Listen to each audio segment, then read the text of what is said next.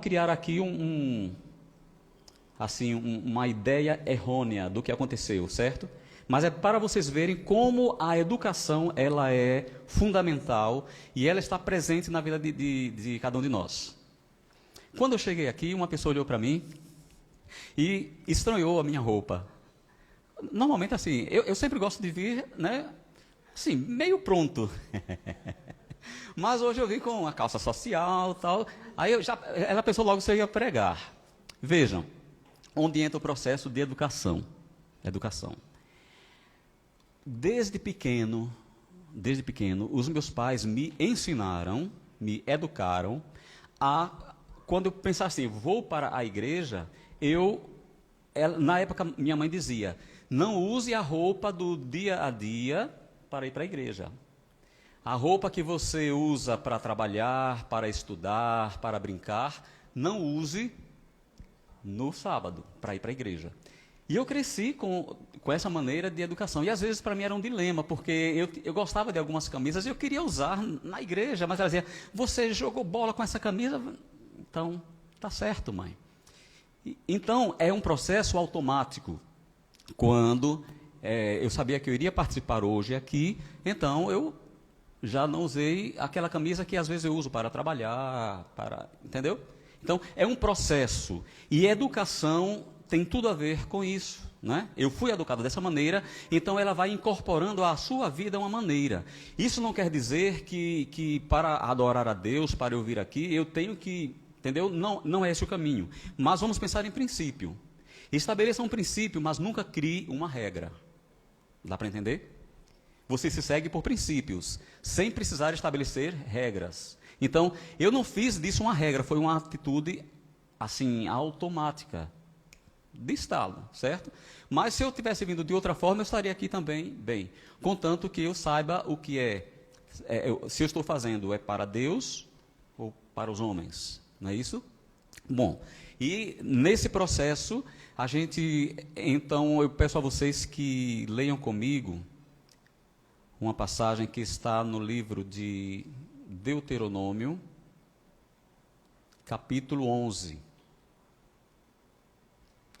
Vocês vão me ajudar, certo? Porque eu vou contextualizar aqui, e aí daí para frente a gente vai bater um papinho. Espero que vocês me ajudem para eu não ficar no sufoco aqui. Deuteronômio, capítulo 11, versículos 18, 19 e 20. Vamos orar mais uma vez? Querido Pai, nossa adoração é feita de momentos, e este momento precisa também da Tua presença. Unja-nos, abençoa cada um de nós, em nome de Jesus. Amém. Ponde, pois, estas minhas palavras no vosso coração e na vossa alma, e atai-as por sinal na vossa mão, para que estejam por frontais entre os vossos olhos. E ensinai-as a vossos filhos, falando delas assentado em tua casa, e andando pelo caminho, e deitando-te e levantando-te. E escreve-as nos umbrais de tua casa e nas tuas portas. Vamos concluir com 21. Para que se multipliquem os vossos dias e os dias de vossos filhos na terra que o Senhor jurou a vossos pais dar-lhes, como os dias dos céus sobre a terra. Então, na palavra de Deus, a gente vê a educação, aqui está falando diretamente de educação, né? Você vai conduzir os seus filhos falando de coisas que lhe aconteceram e vai escrever essas palavras, deixar como registro em todos os lugares onde você puder, para que ao olhar a criança se lembre e a criança possa ir praticando e aprendendo também, porque o aprendizado é uma repetição. Nós vimos no sábado passado, né, com o professor Fuca, muito bem explicado essa questão. Hoje nós não vamos entrar na parte teórica, vamos apenas comentar um pouco sobre 3 aspectos que eu gostaria de mencionar para vocês. Educação. Os israelitas, mais do que ninguém, eles experimentaram isso na sua vida, porque eles tinham uma história. Eles foram o povo escolhido, depois entraram em escravidão e tiveram que se reerguer. E quando Deus os trouxe para fora da escravidão, Deus então disse essas palavras, né? Deus então mostrou-lhes que a história deles era um bem, era um tesouro incalculável. Eles não deveriam desconsiderar, eles não deviam esquecer. Por isso, escreva, registre, para que todos possam ler, todos possam aprender e todos possam seguir. Era a intenção de Deus. Mas vamos lá pensar um pouquinho. Quando Adão e Eva foram criados e foi estabelecido o lar, como a gente gosta de chamar de lar edênico, né, o lar do Éden, eu faço uma pergunta a vocês. Adão foi criado perfeito? Sim ou não? Sim. Ele saiu das mãos de Deus e Deus falou, isto é muito bom. Lacrou, né? Usando um termo moderno. Eu ouvi muito esses dias, não foi? Foi, lacrou, fechou. Então, o homem era perfeito. Mas... O que foi? Posso continuar? Ah, tá, é porque o dia desses eu usei aqui um outro termo, não foi? Deixa eu me lembrar, Priscila, me lembre. Foi reciclar. Gente, quase me crucificam. Porque eu falei que nós precisamos nos reciclar. Rapaz, que palavra é essa que você está usando? Aí, qual foi a palavra? A atual? Ressignificar. Tá bom. E agora sei, né? Eu preciso me ressignificar. Tá bom. Então, vamos lá. Adão, perfeito. Agora, me respondam uma coisa. E eu quero que vocês respondam mesmo. Se Adão era perfeito, por que ele precisaria passar por um processo de educação? Aí você pode dizer, educação, quem disse que ele precisava passar? Precisava. Deus encheu ele de animais e disse, dê nome a todos. Nenhum animal tinha nome. Ali já era um processo. Certo, professor? Já era um processo, um aprendizado. Ele deveria memorizar cada animal com sua aparência, com seu aspecto, com a sua essência e colocar um nome significativo. Os nomes não foram aleatórios, né? E diz que o Senhor, todos os dias, na virada do dia, ou seja, no pôr do sol, ele se dirigia ao casal e ali eles conversavam. Essa conversa, será que não seria doutrinamento, ensinamento, mostrando, mas se ele era perfeito, não importa, Deus ele não criou o homem completo. O homem teria que crescer. Então, se ele, como um ser humano criado perfeito, por que ele precisaria crescer? Né? Para chegar onde? E se isso aconteceu antes do passado, então o que dizer dos nossos dias? Seres limitados, né? Decadentes, precisando de uma ressignificação na vida. É claro que a educação ela precisa existir muito mais em nossos dias. Eu estou preocupado com o tempo porque o tempo voa. Então deixa eu ver aqui, beleza. Uma outra coisa, nós já vimos que o homem, mesmo sendo criado perfeito, mas ele precisou passar por uma escola, certo? Uma escola. Mas veio o pecado. Aí eles foram expulsos. Adão e Eva já eram uma família, certo? Como casal já eram uma família. E vieram os filhos. Então, o papel de Deus no seu plano de redenção, passava pela família. A família precisaria ser usada como base para a educação, para a ressignificação, para a redenção. A família.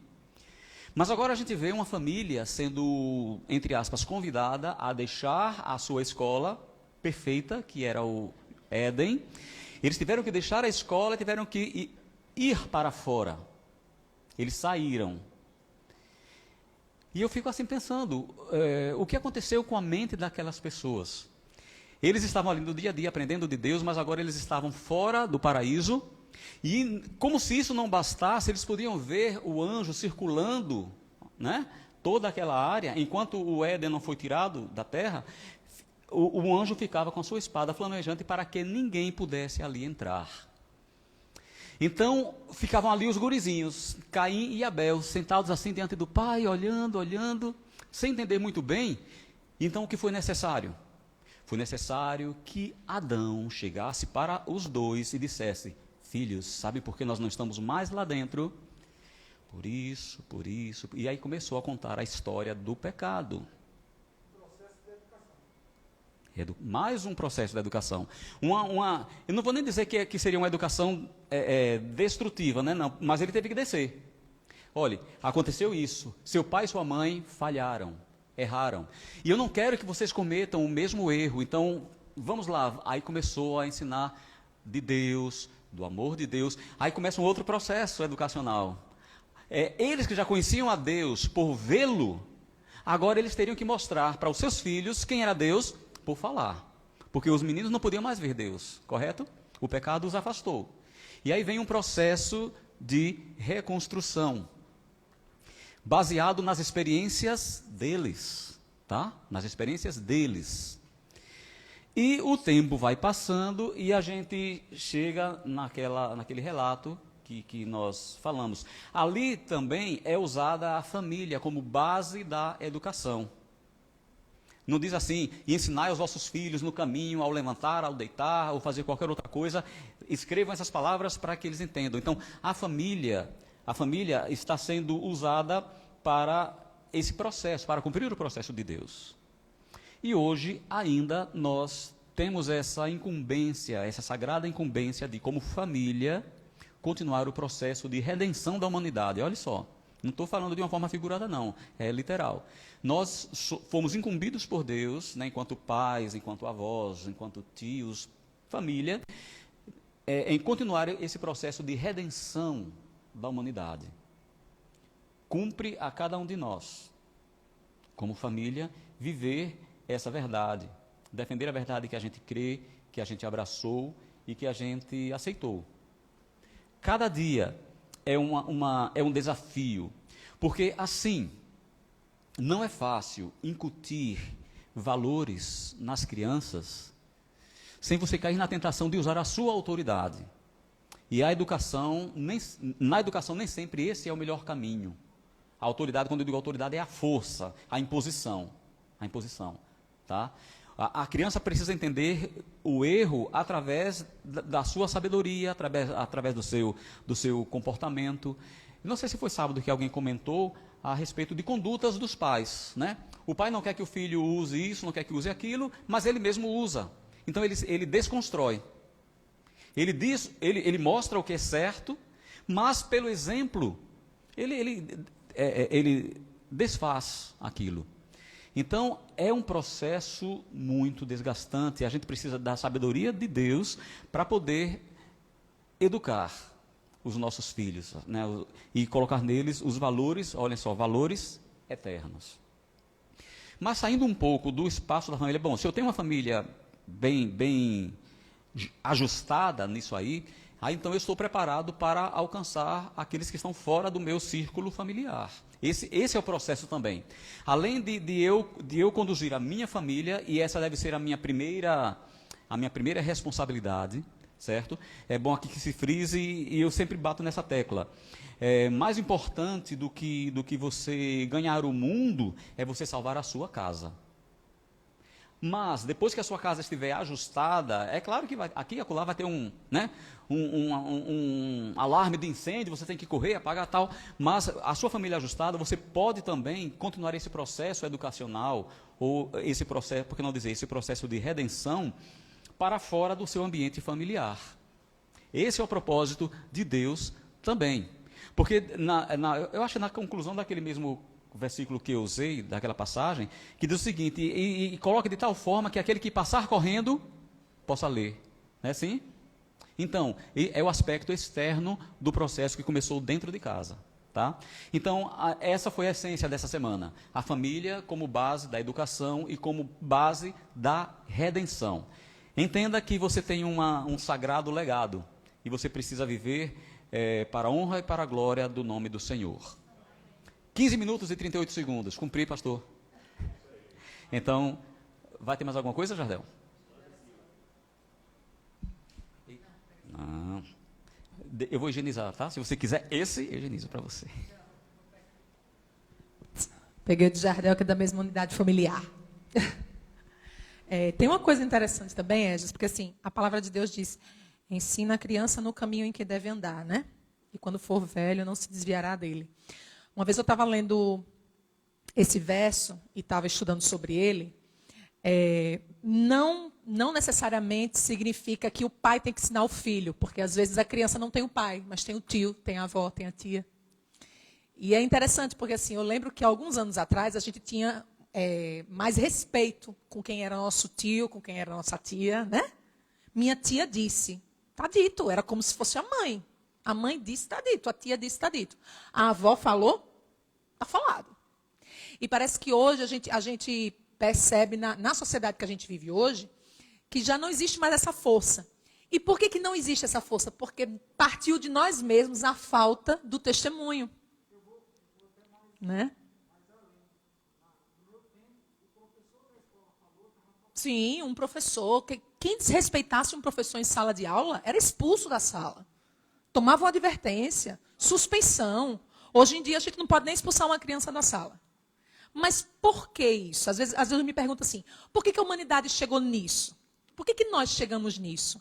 Porque nós não queremos ser responsáveis. Sabe? A gente não quer ter responsabilidade com o sobrinho. Não, é filho da minha irmã. Não tem nada a ver com isso. É ou não é? Não tem nada a ver, já cresceu, já era. O que eu tinha que ensinar, eu já ensinei. Não, mas isso aí é meu neto, mas a mãe cria do jeito que quer. O que eu posso fazer? E quando você olha para dentro da palavra de Deus, você percebe que a unidade familiar ela é composta por pai, mãe, filho, tio, sobrinho, primo, avó, bisa, tudo. Né?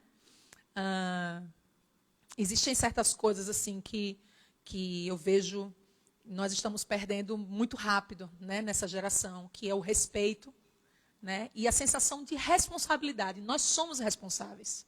Por isso que a pessoa, ao passar correndo, ela vai perceber quem somos. Não porque ela teve tempo de parar e conversar com a gente, mas pelo que a gente deixou exalar, pelo que a gente deixou passar para ela, transmitir, só rapidamente assim. Então, quando alguém chega para você e fala assim, poxa, esse final de semana foi tão bom com você, chega, estou com saudade. Massa. Significa que você não precisou de muito tempo para dar à pessoa um testemunho positivo, bom. Poxa, aquela noite foi tão boa na pizzaria com vocês. Que casal maravilhoso é vocês. Joia.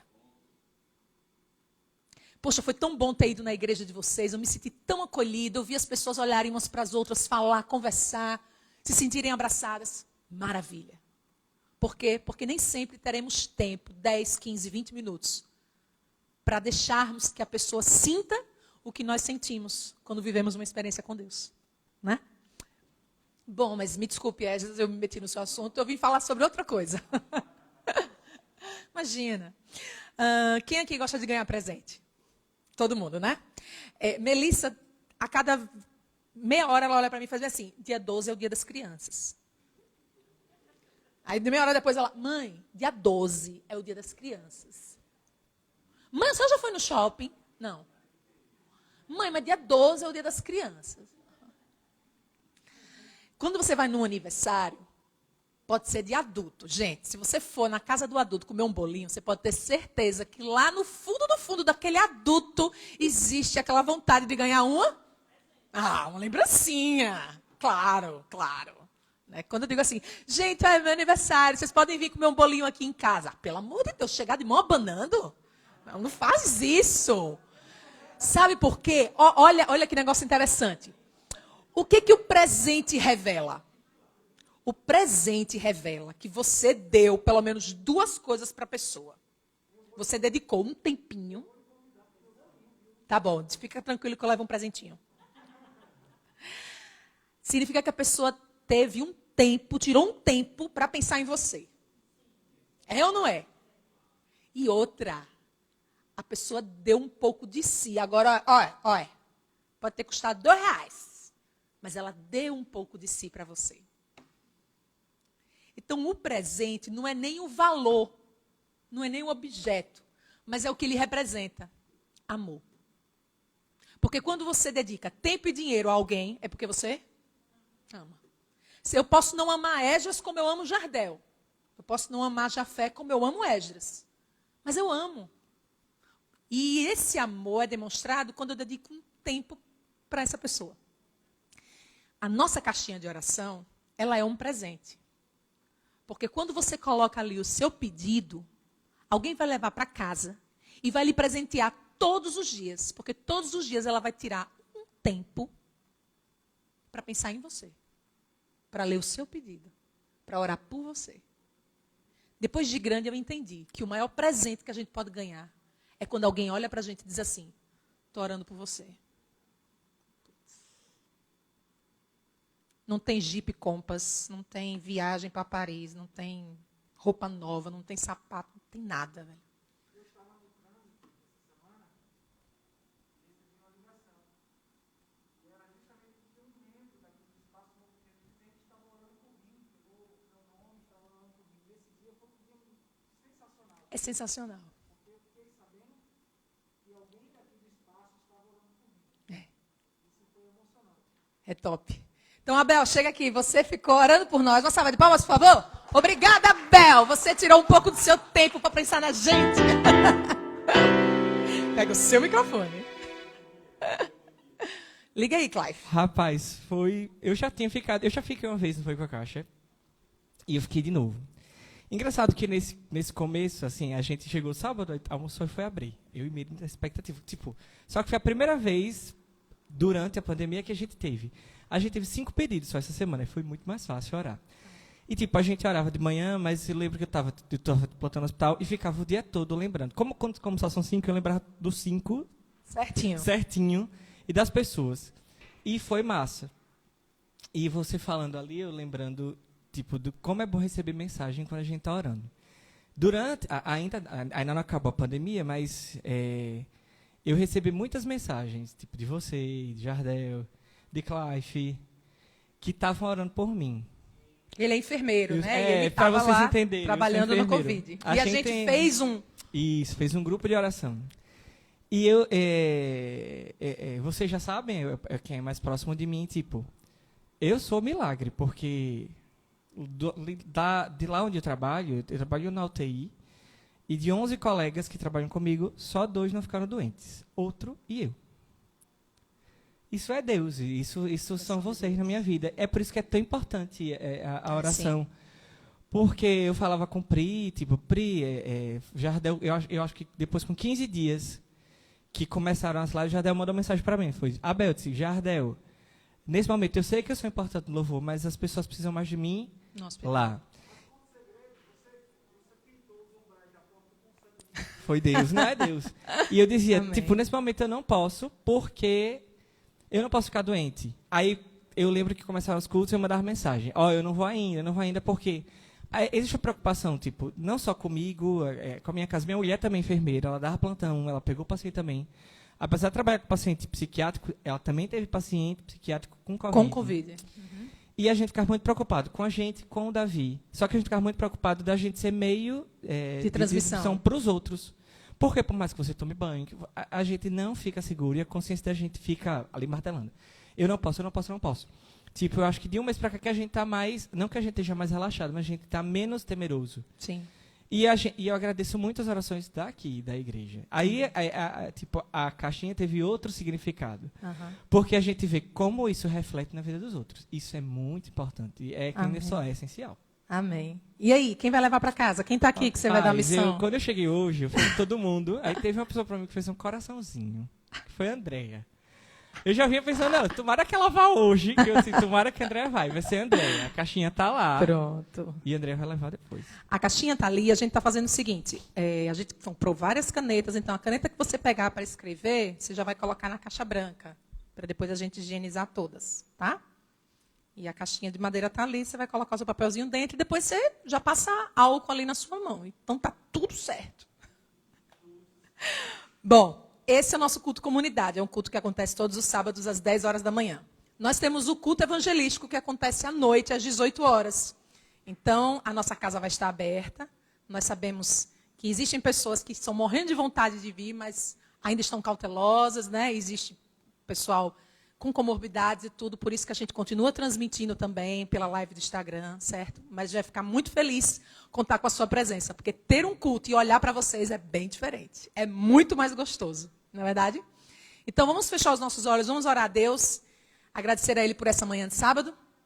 Nosso querido Deus e nosso Pai, nosso coração está agradecido porque nesse dia santo e maravilhoso nós podemos estar aqui na tua casa, te adorando, aprendendo mais sobre ti, sentindo a tua presença através da oração, do louvor, dos testemunhos. Oh, meu Deus, muito obrigada. Muito obrigada por ser o nosso Deus, por nos amar e querer a gente sempre pertinho do Senhor. Nós queremos também te dizer que nesse período da tarde, queremos contar com a companhia do teu Espírito. Convença-nos do pecado e do juízo e nos faz, Senhor, amar ao próximo como o Senhor nos ama e como nós amamos a nós mesmos.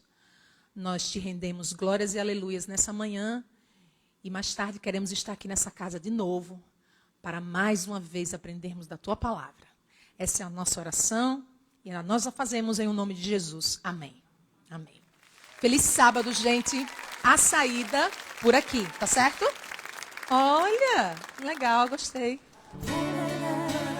Boa, ainda vai botar o Faith First para cantar. Então vocês saem por aqui, por essa porta, tá bom? Deus abençoe vocês.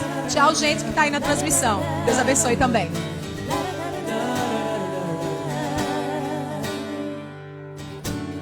Seasons may come and go. Life passes quickly by. Constantly faced with change. Come sunshine or winter snow. Though we may laugh or cry, Jesus, you stay the same.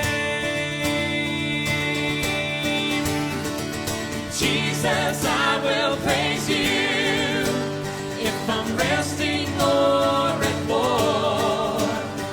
And Jesus, I'll be grateful if I'm rich or if I'm poor. And Jesus, I will thank you if I'm suffering or at peace.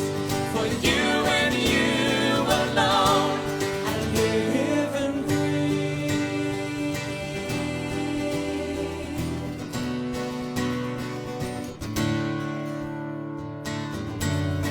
People will come and go. I'll have to say goodbye.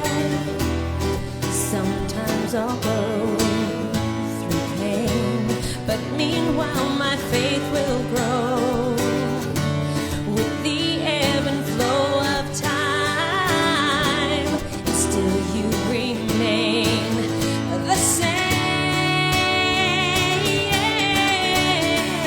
Jesus, I will praise you if I'm resting, Lord.